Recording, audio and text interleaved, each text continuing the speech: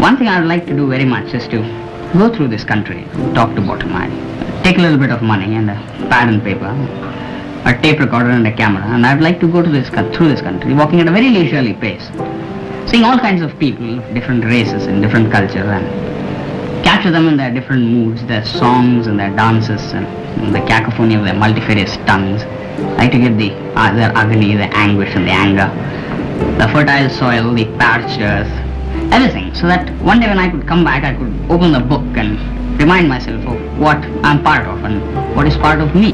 Well, I would say I'm better off than my father was in almost every respect. In terms of educational opportunities, at least I don't have to work in a mill in the morning to pay for my education in the evening. As Kennedy put it, I think it's a question of not what the country can do for you as much as what you can do for the country. Of course, frustration is in fashion today, but I think deep within every Indian, despite all this frustration, we are underestimating him. He has a capacity to work.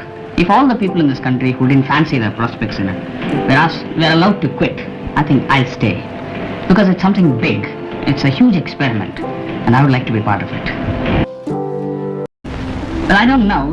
It seems to be the fashion today to denigrate the country, and when two people meet, they get into a sort of a competition about who can abuse the government better.